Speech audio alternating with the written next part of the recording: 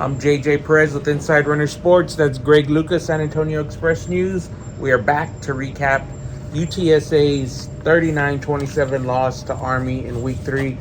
Greg, 37-29. 37-29. I got that number backwards in my head. So I was impressed. At least it was close, right? Digits. Yeah.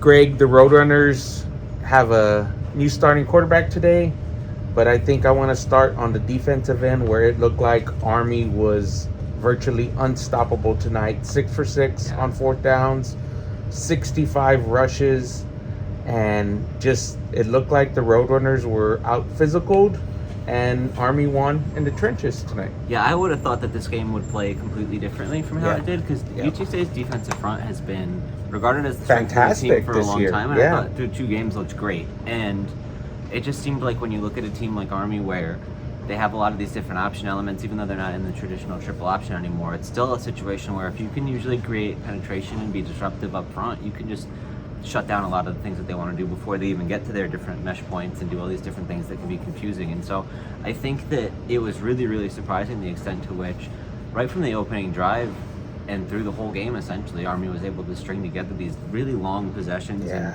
control the time of possession as much as I think anybody has in college football in recent years. I mean, they had dominance in that sense, and I really don't know why UTSA struggled so much with that. I think you think back to when Army played here in 2020 and they ran the ball really well against UTSA, and then you look at last year where UTSA clearly did something defensively that forced them into this weird kind of one of their all-time best passing games to go over 300 yards.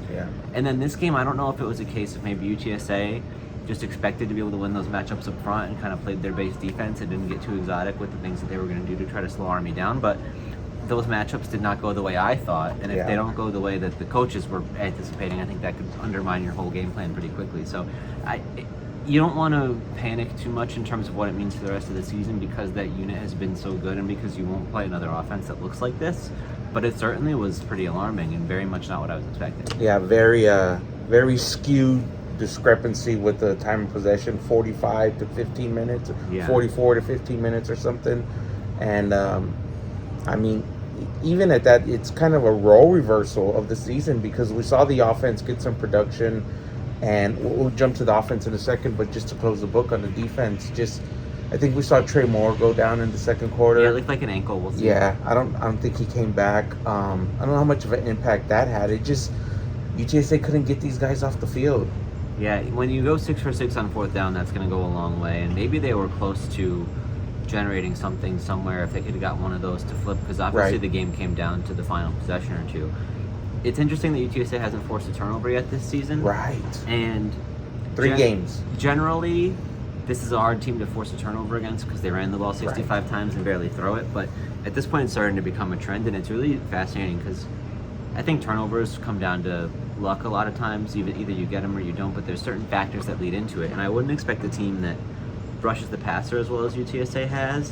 And really, I think something that hasn't been really talked about yet is, to me, the corners might be the strongest position group on the team if you really stack them up, man for man, and how deep they are. And so I wouldn't think that they would be missing anything that would lead to the kind of turnover generation that you would want to see, especially, the safeties group is strong too. So it doesn't really make a lot of sense that they wouldn't have the guys in the secondary to make those plays on the ball in the air, or that they wouldn't be generating the kind of pressure that would lead to those mistakes.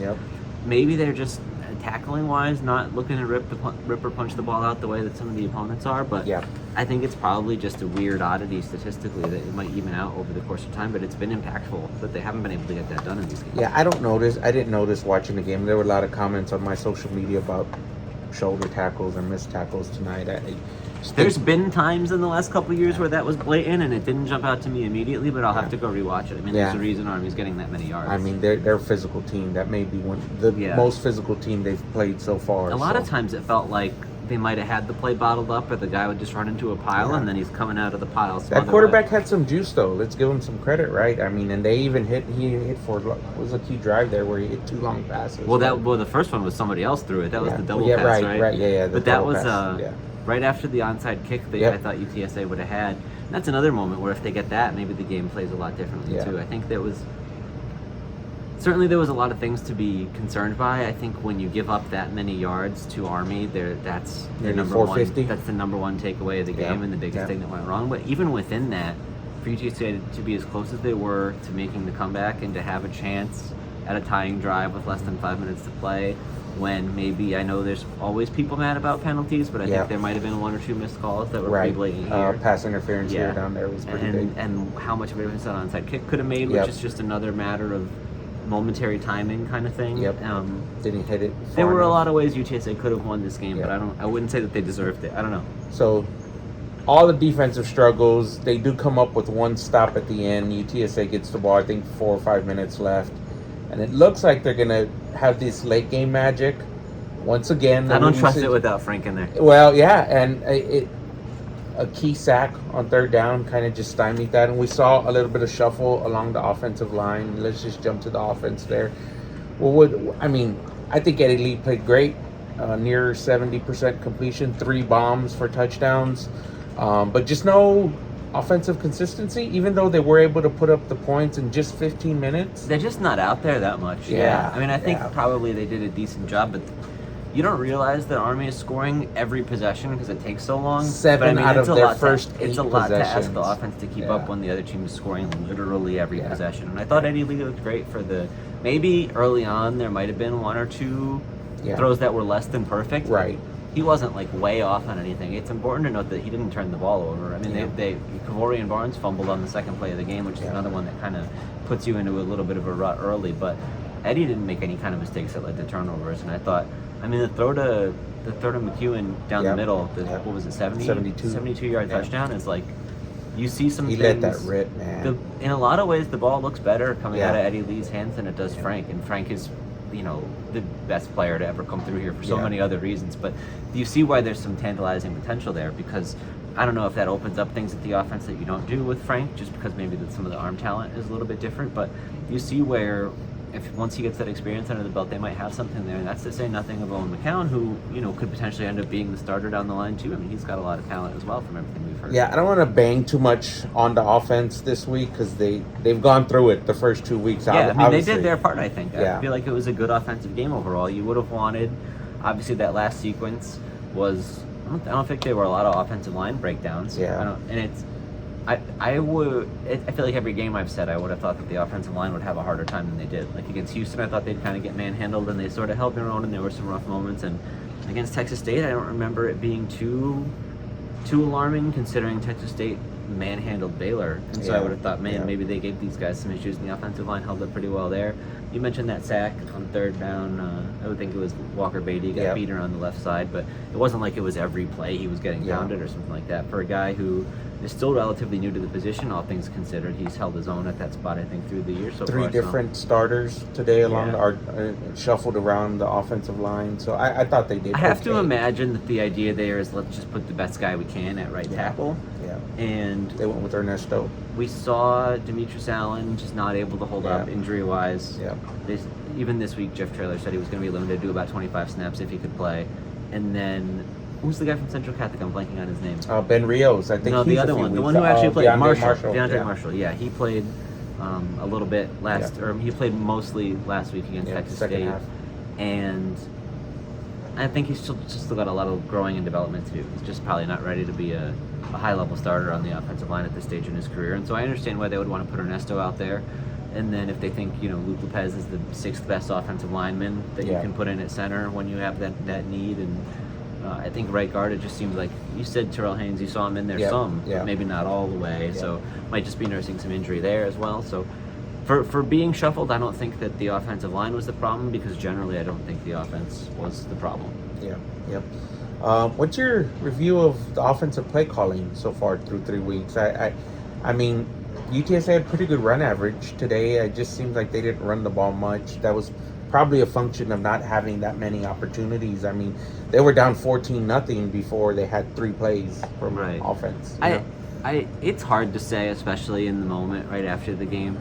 Every offense at any level, there's always 1 or 2 that feels like a head scratcher. Like I remember they had a sweep carry for Kavorian that lost yardage, and it was just that's weird. But all it takes is 1 out of 22 guys to do something on defense that disrupts what should be a good call, or one guy on offense to not do something that would enable a good call. And so unless I'm really like studying it pretty intently, I don't really often feel comfortable calling out the play calling. And I do believe what they say when a lot of it is very collaborative and they have a lot of calls that they work on through the week that they feel good about in different situations, and then it's just kind of mix and match once you get into game situations. But again, I didn't think the offense was bad, so it's hard to get too upset about the play calling, but I know that's something like everybody's going to be critical. Did it jump out to you? Well, I'm just curious because you look at the offensive production tonight, and it's more than it's been in the first 2 weeks, but yards-wise, I don't even know. Yeah. But certainly the points yeah. Right.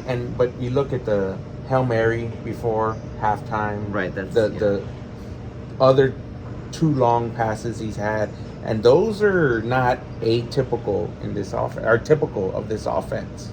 At least not what we've seen so far. So is that like a trend because of this is a different quarterback, or those not luck plays but opportune plays that they just capitalize on? Yeah, certainly a Hail Mary is a Hail Mary. Right. But generally, I think they want the deep shots to be more of the offense. There was a long stretch last year where the offensive line was such a mess that they just didn't have time to set that up. And Eddie was under some pressure. I think they only gave up 1 sack today, the one at the end. Yeah, so I think that certainly that's something that they're going to look to unless the offense is the offensive line is in complete shambles like that. I feel like they want that to be part of what they do. And the one to McEwen looked like just a good route and a good throw, and I think that's something that might be a little bit more reliable than just a one-off. But, when Josh Cephas takes a screen, 44 yards for a touchdown, but that's why you throw the screens, right? Like all the ones that go for 2 or 3 yards, you hope that you get one of those, and that's always on the table, especially because he's developed into a pretty strong run after the catch player. I mean, we saw Robert Henry get a touchdown.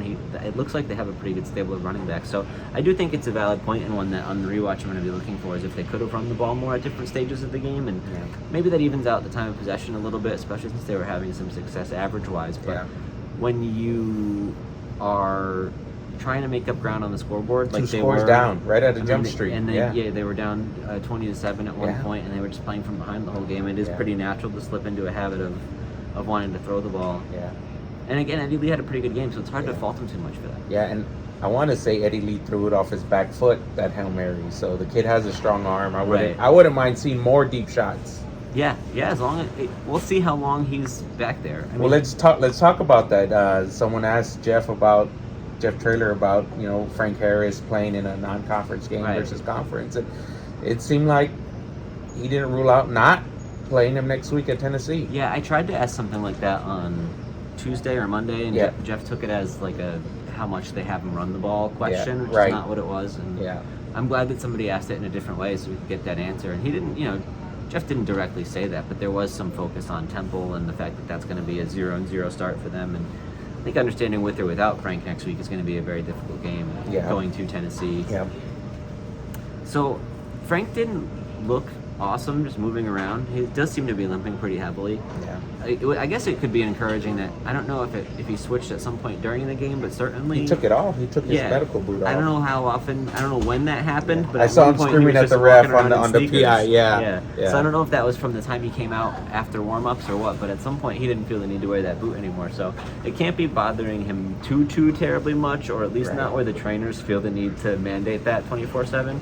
So as much as you want to read into that sort of thing, it seems like a trend in the right direction. But he pretty clearly, from the way pregame was handled, came in here knowing he wasn't going to play today. Yeah. And whether that's a case of no matter how well you feel, let's play conservative and be ready for that opener, or if it was just so bad that he knew it wasn't going to be ready to go. But he came out here 2 hours before the game and in his and same stuff he was wearing on the side with just the jersey and shorts. Sat on the bench the whole time. And just kind of sat on the bench and watched the guys. And it was, seemed like he was kind of involved in some of the offensive huddles. Yep. Probably not involved as much as just like listening and nearby, but he was, engaged in the game and moving around the sideline and stuff. Like, he's not crippled. So clearly we saw that last week he was able to play on it, right after it happened. And so I guess if they had to, if it was the national championship game, I think they would shoot him up with something and then he'd be able to go. But they're probably just taking a more conservative approach. I don't know if he makes a difference in today's game. That's the thing. It's just not an offensive problem. It's really alarming that the defense gets scored on 6 straight drives to start the game, and these are long drives. It was like an 8-minute, a 7-minute, and a 6-minute, I think, about in there. And the only saving grace, if you want to not be too worried about it is that you're not going to face an offense Yeah. that looks like this. Yeah. You just hope it was kind of a schematic thing Yeah. and not a player's thing. Yeah. And if that's the case, then you just send this one down the river or whatever Yep. analogy you want to use, and then look ahead to the next one. Yeah, that was a brutal, I think, 8-minute drive to start the fourth quarter. They almost ran out the whole fourth Yeah. quarter on that one touchdown drive. And again, I really would have thought this game would have been like 16-6. Yeah. Like I thought UTSA was going to be able to win it just on the strength of the defensive front. It played out nothing like I would have. Yeah, Jeff Trader said, I guess he thought they were outcoached today. Is that? He's just going to say that every time Yeah. they lose. We just don't have a big sample of them Right, losing. yeah. But that's going to be the narrative every time. I think. The third loss in the Alamo Dome in the Jeff Trader era, 2 to Army, and I mean, Both with an injury to the quarterback. and coming into play somehow. Yeah. I mean, you don't really feel good after this one moving forward, just because, I mean, I don't know that they feel like they let this game slip away. Clearly, they feel like they let the Houston game slip away. So now you're at a sub 500 non-conference record. That being said, I do think the schedule works out really well. The bye week is in a good spot. The idea that you can, I don't think they would ever admit this, and it's probably not the way they'll approach it, but if you were to just kind of punt on the Tennessee game, Yeah. and then you have like a pseudo bye week into your real bye week at a time when you're kind of going through it, either with, the first couple weeks it was just like the offense just isn't clicking. Like, Yeah. It was maybe they need a break just to sort of figure out a way to Knock have the rust that, off, yeah. just maybe some more practice reps or whatever it is to get back into form. And then now you need it from the injury perspective. Yeah. I think if you have kind of this 2-week lull, sort of, you can still hit conference play on a high note. And if I remember correctly, I don't think Temple's off to the greatest start No. at this point. And so No. maybe you never want, like, no road game is going to be a gimme. But if you ease into that part of it a little bit too, maybe they can be all right before they hit their next real test. But again, Army, I don't think is a team that should have been too terrifying. It's just that they played so different, and the defense just didn't have it today. I don't know. Flush it down the river or whatever. Yeah, Greg whatever says. I tried to say. 27,000 people in the Dome for a Friday night game. ESPN, the first time on the big ESPN. Roadrunners are 1-2. Greg, we hit on everything. I think, I mean, attendance-wise, it was okay. we don't need to make it a Yeah. talking point this week. I don't think it was just Friday night. It's kind of a weird deal, and You trade the attendance for the million or 1.5 million people that watched. There was no other game. But One it's other so game. weird because it was like, if this is the only UTSA game you watch, you have no idea what this Yeah. team is like. Right. This was very uncharacteristic in a lot of So different this ways. is like Jeff Traylor said, America's going to be riding the Roadrunners off in America doesn't- 3 weeks. So America didn't get to see Frank Harris or the defense that we're used to Yeah. seeing. Yeah, So that's wild. very much an interesting exposure for the brand. Well, Greg, that'll wrap it up today. I appreciate you sticking around and course, doing this. wouldn't We miss it. skipped last week. I was a little bit under the weather. I've been You're a going little bit through under it. the weather today, but you're holding Yeah, out for we're us, going through. So that'll wrap it up. JJ Perez, Inside Runner Sports. Greg Lucas, Antonio Express News. Thanks for watching, guys.